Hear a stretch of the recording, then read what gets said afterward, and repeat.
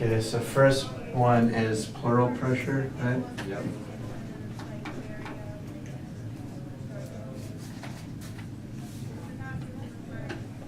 And what are our ranges here? We got like -6. Yeah, it goes 5, -7, -10.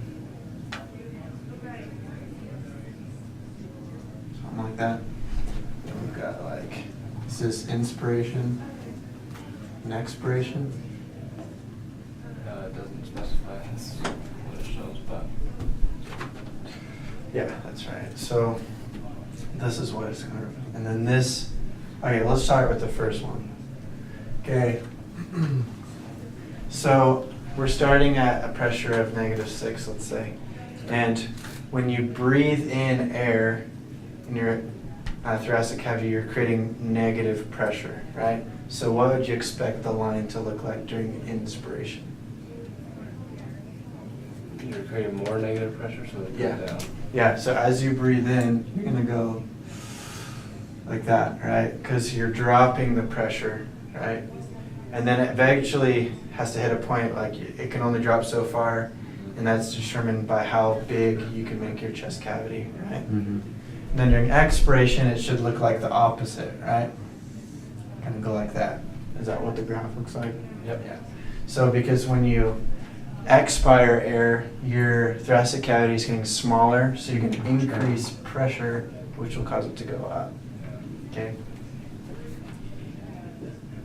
And then this one, we've got alveolar pressure.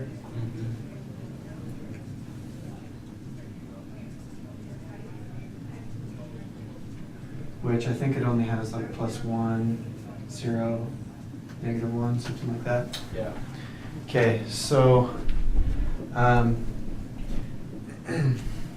so this is showing what's happening in like your chest cavity, right? Alveolar pressure is talking about what's happening at the alveoli, right? So as you expand this lung tissue, the alveoli are also going to experience a drop in pressure, right? Because alveoli will expand a little bit, but it's not quite as much as the lungs, because your alveoli can only stretch so big, but your lungs kind of have a bigger range that they can open up, right? And so, but what happens is that during inspiration, so this is the same right here. So during inspiration, you're going to have another negative drop in alveolar pressure.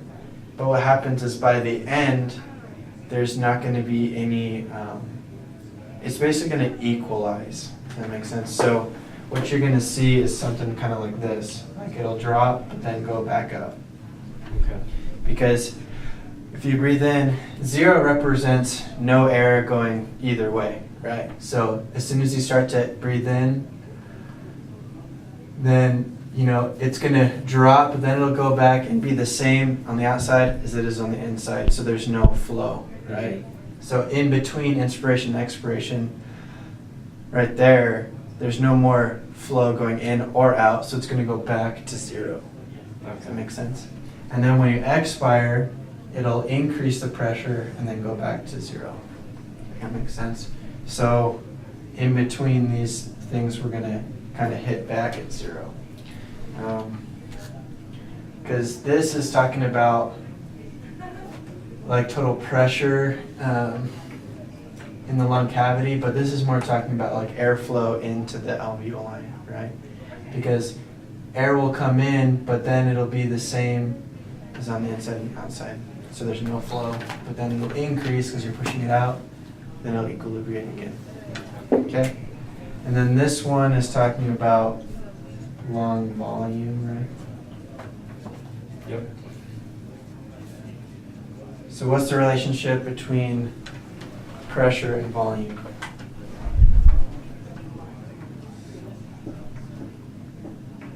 Volume, just how much? Or how So- little? so how like much as- space there is? Yeah, so what happens to pressure when you change volume? Like if you increase volume, what happens to pressure? Decrease pressure. Decrease pressure, and the opposite's true, right? So if this looks like this, how should this look? Opposite. opposite, right? It's an inverse relationship, right? So we're going to see something more like this, because we're increasing volume, right, during inspiration, which decreases pressure, right? And then we're decreasing volume, which increases pressure, right? And so, and on that question, it has a few options that kind of play with whether you understand this or not. So the question is like, if you're breathing in through like those tiny coffee straws, if you're breathing in as hard as you can, what will these look like? And one of the options is this peak will be lower. Which wouldn't be true. What?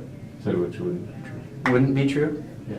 Right. Because you wouldn't be getting more volume. Yeah, you'd be limited on the amount you can breathe in, right? So that's not true.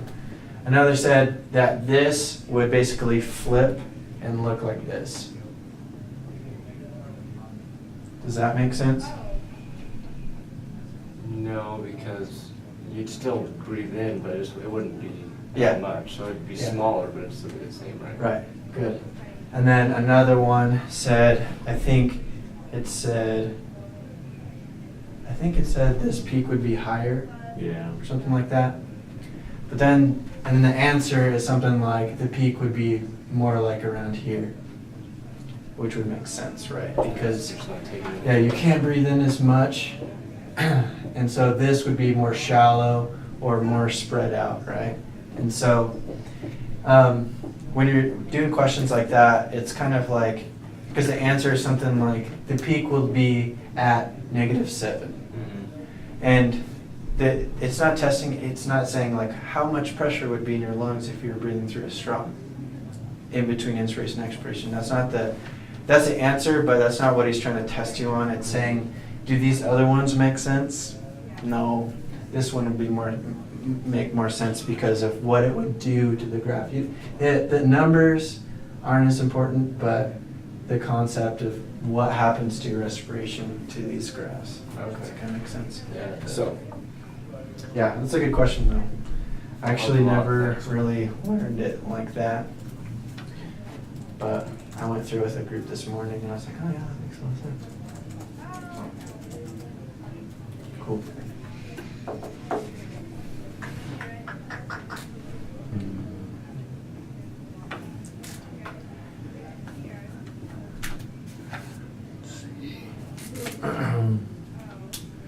So here's another equation just for fun. This is like I believe it's Dalton's law. And it's basically that gas exchange, I forget who said it, but I think it was President Eyring's father was a chemist, scientist. One thing he said is that if you can't explain it mathematically, you don't know what you're talking about. And so that kind of encouraged me to try to understand these mathematics because it kind of just puts it in simplest terms. Area over thickness times C times a change in pressure. Delta P, or delta means a change in, so it's like P1 minus P2. Or P2 minus P1, whatever. Okay, and this is like a gas coefficient, it's a constant, so you don't really need to worry about it. So this is saying that if you have a high surface area, you will increase gas exchange, right? So like your alveoli, for example, the reason they're like spherical and there's, millions of them, is because you're increasing surface area, right? If you were to spread out all your alveoli, it would cover like half of a tennis court or something like that in surface area. And so it just kind of shows you like, wow, that's like a lot of, because wherever there's surface, gas exchange will occur. So the more surface you have, the more gas exchange. And then thickness, if you increase the thickness of the alveoli, then you'll decrease gas exchange, right? Alveoli are really thin, or they're supposed to be. We were talking about surfactant the other day, right? This helps with thickness, right? Because it diffuses water and liquid and helps them to be as thin as possible, right? To increase gas exchange. And then the change in pressure we talked about before, right? The bigger change in pressure you have, the more gas exchange that will occur. So that's just kind of like mathematically, that's how they explain the concept of gas exchange. and what we see in nature, I guess. But I don't know, it's kind of That helps. That's good. interesting. So